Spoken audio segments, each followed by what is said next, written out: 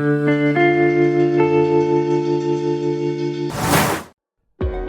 आप सभी का स्वागत है। एनजीओ इनसाइट की ओर से मैं सभी का आभार व्यक्त करता हूँ। आप इस कैंसर जागरूकता शिविर में हमारे साथ जुड़े हैं। हमारा उद्देश्य है डर नहीं, जागरूकता फैलाना। कैंसर के बारे में सही जानकारी, समय पर जांच और स्वस्थ जीवन शैली अपनाकर हम इस बीमारी को हराने की दिशा में बड़ा कदम उठा सकते हैं। आज हमारे साथ मौजूद हैं डॉक्टर सारिका मैम, जो एक्शन कैंसर हॉस्पिटल में कार्यरत है। मैम से हम जानकारी लेंगे और जो समाज में भ्रांतियाँ फैली हुई हैं उस पर हम उनका व्यू लेंगे। हम विश्वास करते हैं कि जो आज हमारा संवाद होगा वो जागरूकता बढ़ाने के लिए, सकारात्मक बदलाव के लिए एक प्रभावशाली कदम होगा। धन्यवाद। तो चलिए शुरू करते हैं। सबसे पहले मैम बहुत बहुत धन्यवाद, आप हमारे कैंसर जागरूकता अभियान के लिए अपना कीमती समय दिया और हमें सपोर्ट कर रहे हैं। आपका उद्देश्य है बेसिकली लोगों के मन में जो कैंसर को लेकर डर है, जो गलत फहमियाँ हैं, उन्हें दूर करने का प्रयास आपकी मदद से हम करेंगे। तो मैम सबसे पहले बताइए मैम, कैंसर वास्तव में क्या होता है और शरीर में कैसे फैलता है? कैंसर का मतलब है कि हमारे किसी भी अंग में किसी तरह कोई भी कोशिका या सेल होता है, उसके अंदर तेजी से विभाजन अगर हो तो वो एक गांठ का रूप ले लेता है और आसपास के एरिया में जब वो फैलना शुरू कर देता है, आसपास के अंगों में फैलना शुरू कर देता है और दूर के अंगों में भी फैलना शुरू कर देता है, तो उसको कैंसर कहते हैं। मैम अगर बात करें भारत में तो महिलाओं और पुरुषों में आमतौर पर कौन सी टाइप का कैंसर ज़्यादा पाया जाता है और किसके पेशेंट आपके पास ज़्यादा आते हैं? जैसे आप एक्शन कैंसर हॉस्पिटल में काम करते हैं, काफ़ी बड़ा नामी हॉस्पिटल है, तो आप किस टाइप के पेशेंट आपके पास ज़्यादा आते हैं? मैं महिलाओं के कैंसर पे काम करती हूँ और महिलाओं में होने वाले जो प्रमुख कैंसर हैं, जिसमें सबसे पहला स्तन कैंसर है, दूसरा सर्विक्स का या गर्भाशय के मुंह का कैंसर है, तीसरा अंडाशय का कैंसर है, चौथा यूट्रस या गर्भाशय का कैंसर है और बाकी महिलाओं में कोलोरेक्टल कैंसर मतलब बड़ी आंतों का कैंसर भी बहुत कॉमन होता है। अगर पुरुषों की बात करें तो पुरुषों में सबसे कॉमन हमारे यहाँ मुंह का कैंसर है, मुंह का, गले का कैंसर और लंग का कैंसर मतलब फेफड़ों का कैंसर, ईसोफेगस का कैंसर, आंतों का कैंसर, स्टमक का कैंसर, प्रोस्टेट का कैंसर भी पुरुषों में बहुत ज़्यादा होता है। तो ये प्रमुख कैंसर हैं जो इंडिया में पाए जाते हैं। Right ma'am, right. So ma'am अक्सर कैंसर में क्या होता है, लोगों को पता नहीं चलता, लोग अवेयर नहीं होते, लोगों को पता नहीं चलता, काफ़ी लेट स्टेज पे या तो आते हैं या फिर टेस्ट जब तक उनको परेशानी नहीं होने लगती तब तक लेट स्टेज पे आते हैं। तो मैम ऐसे शुरुआती लक्षण क्या हैं जो आप बताना चाहें, जिससे हमारे दर्शक जो भी हैं वो लोग अवेयर रहें और पहले से टेस्ट करके करें या फिर पहले से सावधानी बरतें? कई बार ना लक्षण बहुत लेट आते हैं और वैसे तो बेटर है कि लक्षण से पहले किसी को पता चल रहा है तो शुरुआत होगा, बट अगर सिम्टम की बात करें तो वार्निंग सिम्टम्स हमारे लिए मेन है। किसी भी तरह की गांठ होना जो कि या घाव होना जो कि मुंह में हो सकता है, गर्दन में कोई गिल्टी हो सकती है, स्तन में गांठ हो सकती है, बगल में गांठ हो सकती है, पेट में गांठ हो सकती है। तो कहीं पे भी अगर गांठ हो रही है, पेट फूल रहा है या खाना आपकी जो यूरिन पास करने का है या स्टूल पास करने की जो आपकी आदतें हैं उनके अंदर चेंज आ रहा है, लेटरिन में खून आ रहा है, बाथरूम में खून आ रहा है, वज़न का कम हो रहा है जल्दी जल्दी, या फिर महिलाओं में मासिक धर्म की अनियमितता हो रही हो या फिर माहवारी बहुत ज़्यादा है, माहवारी जो 50 वर्ष के बाद बंद हो जाती है, उसके बाद में कोई ब्लीडिंग या स्पॉटिंग होना है, ये भी महिलाओं में बहुत कॉमन है सिम्टम। तो ये मेन सिम्टम है जिसमें कि गांठ वगैरह है या फिर कोई भी सिम्टम अगर बहुत दिनों तक परसिस्ट कर रहा है तो वो हो सकता है कैंसर का एक लक्षण हो सकता है। सो मैम जैसे लोग अक्सर तब जांच कराते हैं जब काफ़ी सिम्टम्स बढ़ जाते हैं, पेन होने लगता है, उसके बाद ही वो जनरली डॉक्टर के पास जाते हैं चेकअप के लिए। तो ऐसा कोई प्री स्क्रीनिंग टेस्ट है जो कि लोग कॉन्शियस रहने के लिए पहले से करवा लें, जो आप बताना चाहें, ताकि जो लोग लेट स्टेज पे पहुंच रहे हैं आपके पास वो काफ़ी पहले पहुंचे, जिससे उनका समाधान हो सके? देखिए, ज़्यादातर लक्षण जब आ जाते हैं तो कैंसर बहुत आगे बढ़ चुका होता है और सबसे बेस्ट ये है कि लक्षण होने से पहले ही अगर हम बिल्कुल शुरुआती स्टेज में पकड़ सकें तो कैंसर का इलाज एक तो बहुत छोटा और कम रहता है और बहुत सफल भी हो जाता है और 95% 100% उसका हमारा क्योर रेट हो जाता है। तो लक्षण से पहले पकड़ने के लिए जो टेस्ट किए जाते हैं उनको स्क्रीनिंग टेस्ट कहा जाता है और स्क्रीनिंग टेस्ट काफ़ी सारे कैंसरों के लिए उपलब्ध हैं और कई के लिए उपलब्ध नहीं है। सर्विक्स कैंसर के लिए स्क्रीनिंग टेस्ट उपलब्ध है, जिसको पैप स्मीयर और HPV का टेस्ट है वो हो सकता है। ब्रेस्ट कैंसर के लिए मेमोग्राफी उपलब्ध है। प्रोस्टेट कैंसर के लिए ब्लड का टेस्ट PSA है वो उपलब्ध है, और प्रोस्टेट के लिए एक जांच होती है जो डॉक्टर करते हैं वो भी की जा सकती है। कोलोरेक्टल कैंसर मतलब बड़ी आंतों के कैंसर के लिए कोलोनोस्कोपी भी एक स्क्रीनिंग टेस्ट है। तो कुछ कैंसर के लिए स्क्रीनिंग टेस्ट उपलब्ध हैं। अगर ये किए जाएं तो लक्षण होने से पहले बहुत ही शुरुआती स्टेज में भी कैंसर का पता लग सकता है। ओके मैम, जैसे कैंसर में काफ़ी गलतफहमियां हैं लोगों में। जैसे कैंसर का नाम सुनते ही लोग डर जाते हैं कि एक्चुअली कैंसर हुआ तो काफ़ी डर होता है समाज में, ऐसा लगता है कि कैंसर का मतलब ही मौत है। तो मैम उसके बारे में आप क्या कहना चाहें, क्या इसका इलाज उपलब्ध है या कैसे, आप थोड़ा सा बताना चाहें? कैंसर का इलाज तो उपलब्ध है ही, और सभी तरह के कैंसर का इलाज उपलब्ध है, और अगर शुरुआत में पता चलता है तो 95 to 100% क्योर हो सकता है कैंसर। अगर किसी को कैंसर समझ लीजिए हमने इलाज किया और दोबारा भी आता है तो भी उसका इलाज उपलब्ध है। तो इससे डरने की कोई भी आवश्यकता नहीं है। आजकल इतने तरीके हैं, सर्जरी है, कीमोथेरेपी है, रेडियोथेरेपी, और आजकल इम्यूनोथेरेपी और दूसरी एडजंक्ट थेरेपी, टारगेट थेरेपी, इतने सारे नए नए इलाज आ रहे हैं। तो इससे बिल्कुल डरने की ज़रूरत नहीं है, और पूरा इलाज कराएंगे तो जल्दी ठीक हो सकते हैं। तो मैम जैसे और भी मिथ्स है कैंसर को लेके, काफ़ी और भी मिथ्स हैं। जैसे आप बात करें, जब किसी परिवार में किसी व्यक्ति को कैंसर हो जाता है या परिवार को इसका सामना करना पड़ता है, अगर कैंसर का पता समय पे चल जाए तो यह पूरी तरह ठीक हो सकता है। जैसे आपने बताया कि अगर टाइमली पता चल जाए तो कैंसर का इलाज संभव है, और 90% आप जैसे बोल रहे हैं कि वो इलाज संभव है। तो मैम इस जो पेशेंट्स होते हैं उनके पास कई भावनात्मक चैलेंजेस रहते हैं, जैसे इमोशनल चैलेंजेस जो भी होते हैं उनके, उनसे कैसे हैंडल करा जाए, तो उसके बारे में थोड़ा सा आप बताएं देखिए बहुत सारी मानसिक प्रॉब्लम्स अगर आ जाती हैं जब भी कैंसर का डायग्नोसिस होता है। जैसे आपने बताया कि डर लगता है, सबसे पहले तो डर लगता है और एंग्जाइटी मतलब होती है। तो अगर डर है, एंग्जाइटी है, कभी कभी गुस्सा भी आता है कि हमको ही ऐसा क्यों हुआ, और कभी कभी डायग्नोसिस जो डॉक्टर बनाते हैं उस पर भी गुस्सा आता है। कई बार अवसाद हो जाता है कि हमको ऐसा हो गया है, अब हम नहीं जी पाएंगे, या फिर हमारी आयु कम हो जाएगी, तो इस वजह से डिप्रेशन भी होता है। तो ये सब अगर कुछ भी है वो, तो इसमें सबसे पहला मैं वो कहूँगी कि आप अपने डॉक्टर से जो भी आपको डर है या क्वेश्चन है, तो सबसे पहले अपने डॉक्टर से आप पूछें कि जैसे कि अगर आपको डर है कि दोबारा कैंसर आने का हमें खतरा रहेगा या हमारा कितना सर्वाइवल है, तो ये सब चीज़ें आप अपने डॉक्टर से पूछेंगी। जब आपको सही जानकारी मिलेगी तो आपका वो जो डर है वो थोड़ा कम हो जाएगा। जब डॉक्टर बताएगा कि क्या आपका सर्वाइवल है, क्या आपका रिकरेंस रेट है, कैसे उसको बचाव किया जा सकता है, अगर दोबारा होगा तो क्या इलाज होगा, अभी इलाज में कितना दिक्कत है। अगर जैसे समझ लीजिए आपकी सर्जरी होने वाली है, आपने क्वेश्चन पूछा डॉक्टर से कि मुझे डर है कि मुझे दर्द होगा बहुत ज़्यादा, तो डॉक्टर बताएंगे आपको कि दर्द का कैसे इलाज हो सकता है और दर्द पूरी तरह से जा सकता है। तो डॉक्टर एक तो आपका ये सारी चीज़ों में कम करने में एक तो आपकी मदद कर सकते हैं, आप उनसे क्वेश्चन पूछिए।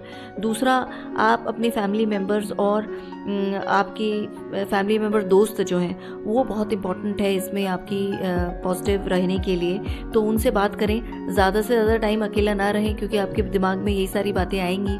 तीसरा, मैं ये कहूँगी अपने डॉक्टर से और लोगों से भी कहें कि सपोर्ट ग्रुप आप ज्वाइन करें। सपोर्ट ग्रुप का मतलब होता है कि जिन लोगों को आपकी जैसी बीमारी हुई है या कैंसर हुआ है, उनसे अगर आप अपनी बातों को शेयर करेंगे तो आपको पता रहेगा कि भी हमें भी कैंसर हुआ था, हमारा इलाज ऐसे हुआ, हम इतना ठीक हैं। तो वो जब बातें बताएंगे आपको पॉजिटिव, तो आप पॉजिटिव महसूस करेंगी।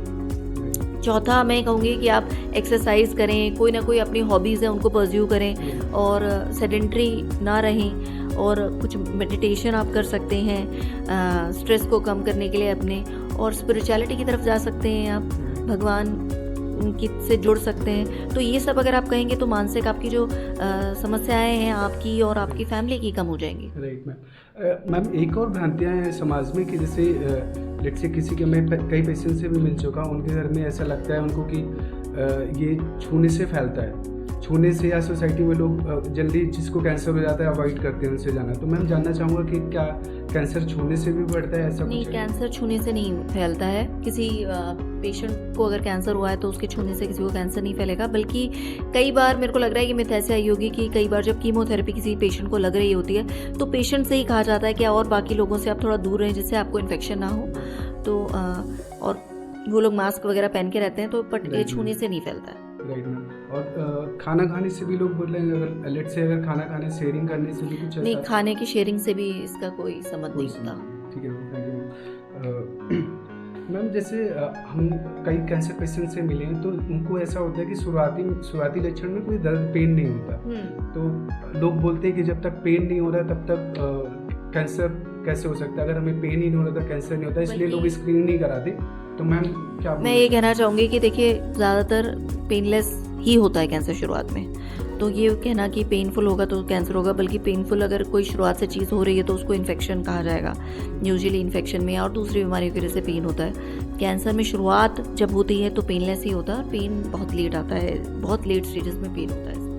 मैम एक और मिथ चलती है कि इससे कैंसर सिर्फ अभी ओल्ड एजेस में पहले ज़्यादा होता था, तो ऐसा मिथ है कि कैंसर तो सिर्फ ओल्ड एज को होता है, तो आप यंग जनरेशन के लिए भी कुछ बोलना चाहेंगे मैम? कैंसर बच्चे को भी हो सकता है और युवा को भी हो सकता है और बूढ़े लोगों को भी हो सकता है। अलग अलग तरह के कैंसर अलग अलग एज ग्रुप में होते हैं, बट अगर जनरली देखा जाए तो बूढ़े लोगों में कैंसर का ज़्यादा है, बट किसी भी एज में कैंसर हो सकता है, और अगर आपको मतलब बच्चे को भी कैंसर हो सकता है।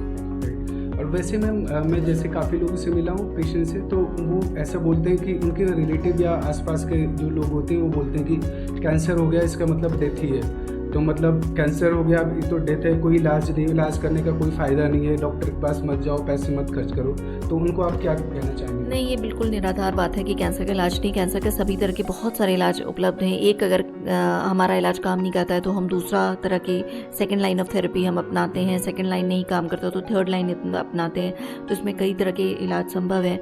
और अगर कभी ऐसा होता है कि इलाज काम नहीं कर रहा है या फिर ऐसा है कि पेशेंट अब टॉलरेट नहीं कर पा रहा है इलाज, तो हम पेशेंट को तब बताते हैं कि कैंसर का अब इलाज या पैलिएटिव केयर वो करे, बट सभी का इलाज मौजूद है। सेक्शन में हम लाइफस्टाइल की बात करेंगे मैम। जैसे आजकल जीवन शैली आप देखते हैं काफ़ी बदल चुकी है, लोग मोबाइल में लेट तक सो रहे हैं, लाइफस्टाइल कम्प्लीटली चेंज हो चुका है, फूड्स जंक्स फूड की तरफ काफ़ी लोग मूव करते हैं हेल्दी फूड्स खाने के बजाय, तो उनको आप कुछ मैसेज देना चाहेंगे जिससे हेल्दी लाइफस्टाइल का भी कोई फ़र्क रहता है क्या मैम, वो हम जैसे समझाना चाहेंगे? देखिए, कैंसर का जो रिस्क फैक्टर्स हैं उसमें लाइफस्टाइल एक बहुत बड़ा रिस्क फैक्टर है, और एक यही चीज़ है लाइफस्टाइल जो मॉडिफाइबल रिस्क फैक्टर है, मतलब इसको इंसान खुद बदल सकता है, बाकी चीज़ों को आप बदल नहीं सकते। आनुवांशिक जीन्स जो हमारे, हम उनको बदल नहीं सकते, बहुत सारी चीज़ें जिनको बदला नहीं जा सकता, बट अपनी लाइफस्टाइल को बदला जा सकता है। तो लाइफस्टाइल में जो जीवन शैली में सबसे बड़ी चीज़ है वो है खान पान है, जिसमें कि अगर आप इस तरह के खाने खा रहे हैं, प्रोसेस्ड फूड खा रहे हैं जिसके अंदर इस तरह के रसायन हैं जिससे कि कैंसर पैदा होता है, तो ऐसे ज़्यादातर आजकल खाने पीने में प्रिजर्वेटिव्स हैं और अलग अलग तरह के केमिकल्स को डाला जाता है जिससे वो ज़्यादा समय तक चल सकें और उनको वो ज़्यादा स्वादिष्ट हो सकें।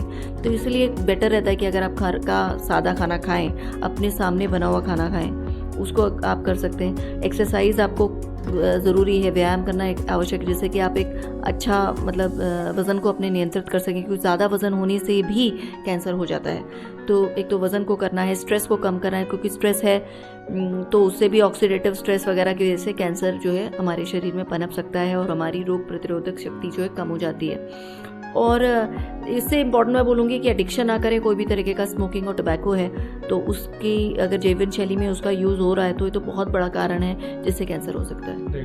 मैम समाज में इससे गवर्नमेंट भी काफ़ी या गवर्नमेंट NGOs ये लोग सपोर्ट करते हैं कि आप तंबाकू खाने से या शराब के सेवन से ही सिर्फ कैंसर होता है, वो तो एक नोन है, उसके लिए काफ़ी लोग प्रमोट करते हैं। बट काफ़ी लोग ऐसा बोलते हैं कि मैं तो शराब नहीं पीता या मैं तंबाकू नहीं खाता तो मुझे तो प्रोबेबिलिटी नहीं है, तो उनके लिए कुछ मैसेज आप देना चाहेंगे? जो शराब ले रहे हैं या सिगरेट पी रहे हैं उनकी वो प्रोबेबिलिटी डेफिनेटली बाकी लोग जो नहीं कर रहे हैं उससे ज़्यादा होती है, बट अलग अलग तरह के कैंसर हैं। कभी कभी किसी को जो उसने स्मोकिंग कभी नहीं की है उसको भी लंग कैंसर हो सकता है। उसका रीज़न ये ना हो कि उसने स्मोकिंग तो नहीं की है, बट हो सकता है उसकी रोग प्रतिरोधक शक्ति खराब हो ज़्यादा, या फिर उसे कोई और जेनेटिक प्रॉब्लम हो, इम्यूनिटी खराब हो, तो इसकी वजह से उसको कैंसर डेवलप हो गया।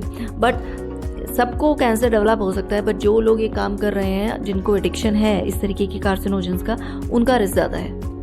मैम जैसे पर्यावरण पे देखते हैं तो पॉल्यूशन दिल्ली NCR में स्पेशली आप देखते हैं बहुत ज़्यादा पॉल्यूटेड है, तो क्या पॉल्यूशन या जो इन्वायरमेंट चेंजेस हो रहे हैं ये भी कुछ रीज़न हो सकते हैं कैंसर ज़्यादा बढ़ने के? बिकॉज अभी आज रिसेंटली देखा गया कि कैंसर काफ़ी तेज़ी से बढ़ रहा है स्पेशली युवाओं में, तो उसके लिए आप कुछ कहना चाहेंगे कि मैम पॉल्यूशन भी कुछ कारण हो पोल्यूशन सकता है? और एनवायरनमेंट दोनों ही, पोल्यूशन में सॉइल पोल्यूशन है और एयर पोल्यूशन है, वाटर पोल्यूशन है, इन सब के अंदर जैसे आपने बोला केमिकल्स मिले हुए हैं जिससे कि कैंसर पैदा होते हैं। और आज हाँ दिल्ली के अंदर अगर आप बात करें तो बहुत ज़्यादा एयर पोल्यूशन है, इसकी वजह से दिल्ली में जो लंग का कैंसर है बहुत गुना ज़्यादा होता है एज़ कम्पेयर टू दूसरी सिटीज़ से, क्योंकि यहाँ पे पोल्यूशन ज़्यादा है। तो पोल्यूशन और एनवायरनमेंट दोनों ही कारण हो सकते हैं कैंसर के। Okay ma'am. So ma'am awareness की बात करें जैसे सिटीज़ एरिया में, फिर भी रूरल जो भी अर्बन एरियाज़ हैं वहाँ पे काफ़ी लोग अवेयर हैं, कुछ जाते हैं, कुछ करवाते हैं, कुछ अवॉइड करते हैं। बट रूरल एरिया में अगर मैं देखता हूँ जाके तो वहाँ पे बिल्कुल भी अवेयरनेस नहीं है। कैंसर से लोग जस्ट डर जाते हैं, कैंसर पेशेंट है तो जो डर जाते हैं, ना कुछ टेस्ट कराने जाते हैं या फिर उनका कुछ इलाज नहीं हो पाता। तो उनको आप कैसे बोलना चाहेंगे, कैसे क्या मैसेज देना चाहेंगे उनके लिए, कुछ मैसेज देना चाहेंगे? उनको मैं यही बोलना चाहूँगी कि मॉडिफाई कैसे कर सकते हैं कैंसर के रिस्क को। तो जीवन शैली है, जीवन शैली के अंदर आप अगर अच्छा खाना खा रहे हैं और आप व्यायाम कर रहे हैं और अपना स्ट्रेस ठीक है, वो रात को टाइम पे सो रहे हैं, सुबह टाइम पर उठ रहे हैं और एडिक्शन शराब और अल्कोहल का नहीं है, तो उनका कैंसर का रिस्क अपने आप में काफ़ी कम हो जाता है। तो इसके बारे में सबको जानकारी होनी चाहिए और अगर कोई लक्षण है उसके बारे में जानकारी होनी चाहिए कि शुरुआती लक्षण जो हमने बताए हैं अभी, अगर उनमें से कोई भी लक्षण उन्हें होता है तो तुरंत उनको डॉक्टर के पास जाना चाहिए। और अपने जो स्क्रीनिंग टेस्ट उपलब्ध हैं महिलाओं के लिए, जिसमें कि बच्चेदानी की मुंह की जाँच है, वो सब जगह छोटे छोटे जगहों पर भी उपलब्ध है। तो पैप स्मीयर करवाएँ और अपना मैमोग्राफी करवाएं ब्रेस्ट की। तो ये मेन है जो उनको करवाना चाहिए। मैम मेंस और वुमेंस की बात करें तो जैसे आई थिंक कैंसर अगर मैं देखता हूँ, मैं गूगल पे जाके सर्च करके थोड़ा बहुत देखने की कोशिश करता हूँ, तो आई फाइंड आउट दैट कि फीमेल्स में एज कम्पेयर टू मेल ज़्यादा टेंडेंसी है कैंसर की, ऐसा कुछ वैसे है? देखा जाए तो पुरुषों में महिलाओं से ज़्यादा कैंसर होता है और महिलाओं में भी काफ़ी कॉमन कैंसर जो मैंने बताया ब्रेस्ट कैंसर बहुत ज़्यादा कॉमन है। और जो पुरुषों में मुंह का कैंसर, क्योंकि वो तंबाकू का इस्तेमाल करते हैं तो इसलिए इंडिया में तंबाकू से मुंह का कैंसर बहुत ज़्यादा कॉमन है। मैम कुछ मैसेज देना चाहेंगे स्पेशली अपनी सोसाइटीज़ के लिए, इंडिया में कुछ आप मैसेज देना चाहेंगे कि लोग कैसे अवेयर हैं? कुछ आपका लास्ट कंक्लूजन मैसेज कुछ कि मैं तो ये कहना चाहूँगी कि एक दूसरे को खुद को अवेयर करें। जिसको भी ये लक्षण पता है वो आसपास के लोगों से बात करें, जिनको स्क्रीनिंग टेस्ट पता है वो आसपास के लोगों से बात करें और उनसे पूछें कि आपने स्क्रीनिंग टेस्ट करवाया है या नहीं करवाया। अगर हम एक दूसरे को खुद ही बताएंगे तो ये चीज़ें ज़्यादा अच्छे से मतलब इसका पता चल सकता है लोगों को। ये जो मीडिया है और NGOs हैं ये भी एक लिमिटेड तरीके से ही कर सकते हैं। जब तक आम आदमी इस सब चीज़ों में नहीं इन्वॉल्व होगा अवेयरनेस फैलाने में, तब तक बहुत अच्छे से अवेयरनेस नहीं हो पाएगी। आप जानते हैं कि कोविड के समय में टीके की अवेयरनेस कितनी ज़्यादा बढ़ गई थी, गांव-गांव में अवेयरनेस बढ़ गई थी। वो इसीलिए थी क्योंकि आम आदमी एक दूसरे को बता रहा था कि वहाँ पे टीका लग रहा है, आप जाओ, हम लाके लगवाए आए हैं। तो ये सब बातें तभी होंगी जब खुद इंसान इसके लिए पहल करेगा और अपने आसपास की जो बातें उन्हें पता चली हैं वो अपने आसपास के लोगों को बताएगा, अपनी माँ को बताएगी, अपनी बहन को बताएंगी, आसपास के लोगों को बताएगी, अपने ऑफिस में जाके बताएंगी भैया आपने पैप स्मीयर करवाया नहीं करवाया। तो मैम आपसे अगर कांटेक्ट कोई पर्सन करना चाहे तो कैसे कर सकते हैं? आपके पास कैसे आ सकते हैं? जैसे अगर कोई कैंसर पेशेंट है वो आपसे कांटेक्ट करना चाहते हैं तो आप कहाँ पे मिल सकते हैं? मैं अभी एक्शन कैंसर हॉस्पिटल में महिला कैंसर विशेषज्ञ की तरह काम कर रही हूँ, तो आप वहाँ पर आके दिखा सकते हैं। अदरवाइज़ आप मुझे गूगल पे भी ढूंढ सकते हैं डॉक्टर सारिका गुप्ता के नाम से, तो मेरा आपके पास कॉन्टैक्ट आ जाएगा। Thank you so much ma'am, आपने बिजी शेड्यूल से निकाल के टाइम हमें दिया। We are truly blessed. So much ma'am. You are welcome. और आपके साथ जुड़ने पर मुझे काफ़ी खुशी है। मच आपने काफ़ी स्पष्ट और कैंसर की जानकारी हमें दी, काफ़ी डिटेल में हमें समझने का मौका मिला आपसे मैम, और अच्छा लगा। और आज हमने आपसे मिलकर ये सीखा कि कैंसर से डरना नहीं है, डरने की कोई ज़रूरत नहीं है, बस टाइमली डॉक्टर के पास जाइए, टाइमली उसका इलाज संभव है। जैसे आपने बोला भी कि 90% ऑलमोस्ट क्योर हो जाता है कैंसर। तो ये काफ़ी, मैं फर्स्ट टाइम सुन के काफ़ी मुझे अच्छा लगा। पहले मुझे भी डर लगता था, बट ये सुन के आपसे काफ़ी अच्छा लगा ma'am. Thank you so much. सबके लिए बस एक ही यही मैसेज है, कैंसर से डरना नहीं है, जागरूकता ज़रूरी है।